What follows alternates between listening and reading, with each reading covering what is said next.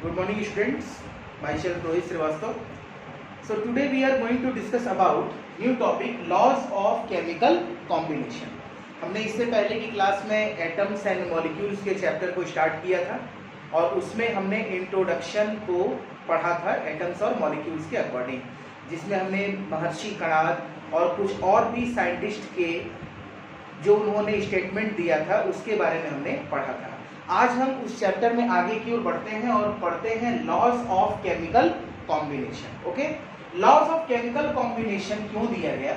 So these laws are also helpful to know that how much reactant will be required to obtain desired amount of product. यानी हम कितने reactant का मतलब मैंने बताया था कि किसी भी केमिकल रिएक्शन में जो पार्टिसिपेट करते हैं सब्सटेंस, ठीक है ना, पार्टिसिपेट करने के बाद वो जो न्यू प्रोडक्ट बनाए, मतलब जो भी न्यू सब्सटेंस का फॉर्मेशन करेंगे उसको हम प्रोडक्ट बोलते थे। ठीक है, तो how much reactants will be required, कितने रिएक्टेंट चाहिए एक obtain desired amount of products को बनाने के लिए। So that is they are helpful in quantitative measurement. Quantitative measurement का मतलब कि हम क्वांटिटी बताएंगे उस सब्सटेंस की और उसको मेजर करेंगे इस लॉज के अकॉर्डिंग, यानी लॉज ऑफ केमिकल कॉम्बिनेशन के अकॉर्डिंग। किसका? Measurement of reactant and products का। रिएक्टेंट का मतलब the substances which takes part in a chemical reaction are called reactants and the substances formed are called products. मैंने बताया था आपको रिएक्टेंट एंड प्रोडक्ट्स। अब वो लॉज, दीज लॉज ऐसे हैं। First, law of conservation of mass. Second, law of constant composition या proportion या definite proportion. Proportion means ratio, ठीक है ना। एंड थर्ड लॉ है लॉ ऑफ मल्टीपल प्रपोर्शन। इन तीनों लॉज के बारे में हम पढ़ेंगे। सो please note this point. First of all हम ये देखते हैं लॉ ऑफ कंजर्वेशन ऑफ मास। पहला हमने क्या लॉ देखा? Conservation of mass, law of conservation of mass. So during any physical or chemical change, the total mass of the product is equal to the total mass of the reactant। ये first law हमें क्या बताता है? Law of conservation of मास, कि इसमें जो reactant होगा, reactant means मैंने क्या बताया? Take part in a chemical reaction, जो पार्टिसिपेट करेगा उसका जो मास होगा, टोटल मास होगा, वो मास बराबर होगा प्रोडक्ट के मास से। यानी जो प्रोडक्ट का मास आएगा और जो सब्सटेंस जो पार्टिसिपेट किया था केमिकल रिएक्शन में, जिसको हम रिएक्टेंट बोल रहे थे, उसका मास, टोटल मास दोनों इक्वल होना चाहिए। ठीक है, अगर हमने रिएक्टेंट में लिया 17 ग्राम और 13 ग्राम, दो अलग अलग सब्सटेंस, तो दोनों ऐड किए तो 100 ग्राम, यानी 100 ग्राम प्रोडक्ट में भी होगा और 100 ग्राम आपका रिएक्टेंट में भी होगा। ठीक है, तो किसी भी केमिकल या फिजिकल चेंज के दौरान। ठीक है, सेकंड हमने क्या लिखा है कि matter can neither be created nor be destroyed during any physical और केमिकल चेंज। यानी किसी भी फिजिकल या केमिकल चेंज के अकॉर्डिंग मैटर को ना तो हम बना सकते हैं ना तो उसे हम डिस्ट्रॉय कर सकते हैं। इसीलिए हम इस लॉ को इनडिस्ट्रक्टिबिलिटी ऑफ मैटर भी बोलते हैं। ठीक है ना, कभी कभी पूछता है कि इनडिस्ट्रक्टिबिलिटी ऑफ मैटर का लॉ क्या है, तो वही लॉ है कंजर्वेशन ऑफ मास का।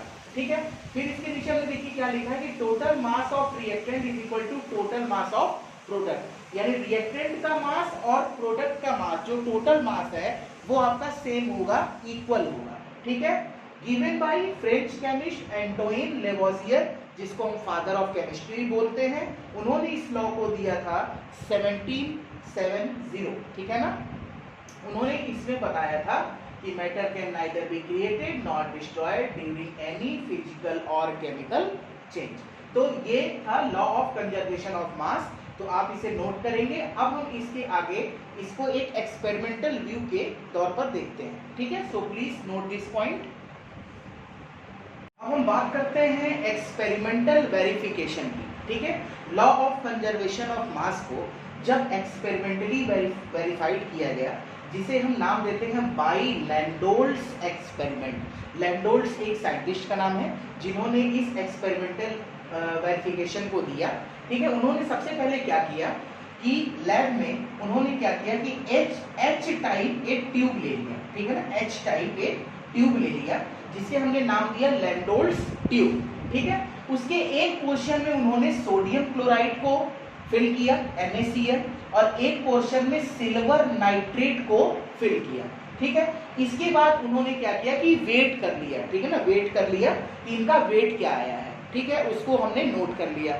इसके बाद हमने इस H ट्यूब के अंदर जो NaCl और AgNO3 को फिल किया, हमने उस दोनों सॉल्यूशन को शेक कर लिया। शेक करने के बाद जो रिएक्शन पॉसिबल हुआ वो रिएक्शन इस तरह से है कि सिल्वर नाइट्रेट डिसॉल्व NaCl, मतलब जब मिक्स किया गया इन दोनों को तो फॉर्म हुआ AgCl प्लस NaNO3। यानी इस समय जो AgNO3 प्लस NaCl है वो हमारा रिएक्टेंट का पार्ट है, और जो AgCl और NaNO3 बना है ये हमारा प्रोडक्ट्स का पार्ट है। ओके, यानी the substances which take part in a chemical reaction are called reactant and the substances formed are called products. Okay, so AgNO3 और NaCl को शेक करने के बाद हमें AgCl और NaNO3 मिल गया। इसके बाद फिर हमने उसको वेट किया, और वेट करने के बाद उतना ही मास आया जितना कि रिएक्टेंट यानी रिएक्शन से पहले का था, ठीक है ना, यानी रिएक्टेंट का था। यानी total mass of the reactant is equal to total mass of the product, ठीक है। और हमें प्रोडक्ट में जो सिल्वर क्लोराइड मिला है उसका वाइट पीपीटी यानी सॉलिड फॉर्म हमको मिलेगा, ठीक है ना, और NaNO3 मिलेगा। यानी हमने यहाँ पे एक रिएक्शन देखा बाय लैंडोल्ट एक्सपेरिमेंट के थ्रू और प्रूव किया law of conservation of mass को। So please note this point. Next हम बात करते हैं न्यूमेरिकल पोर्शन, ठीक है ना। न्यूमेरिकल देखते हैं लॉ ऑफ कंजर्वेशन ऑफ मास के अकॉर्डिंग कैसे आपको एग्जाम में पूछा जा सकता है, ठीक है। सो न्यूमेरिकल में हम क्या देखते हैं, एक न्यूमेरिकल है कि if 6.3 gram of NaCO3, NaCO3 को हम बोलते हैं सोडियम बाइकार्बोनेट या sodium hydrogen carbonate, okay, are added to 15.0 gram of acetic acid solution, the residue is found to weigh 18.0 gram. What is the mass of CO2 released in the reaction? यानी इस chemical reaction के दौरान CO2 का मास कितना होगा, ठीक है ना, फाइंड आउट करना है CO2 का मास। सो फर्स्ट ऑफ ऑल हम केमिकल रिएक्शन को लिखते हैं, ठीक है। तो रिएक्टेंट के टर्म में किसने पार्टिसिपेट किया है, क्वेश्चन के अंदर देखो NaCO3 सोडियम हाइड्रोजन कार्बोनेट और एसिडिक एसिड ने पार्टिसिपेट करके एक न्यू सब्सटेंस का फॉर्मेशन किया है, ठीक है। सो NaCO3 एंड एसिडिक एसिड जब कंबाइन हो रहा है तो सोडियम एसीटेट बना रहा है, ठीक है।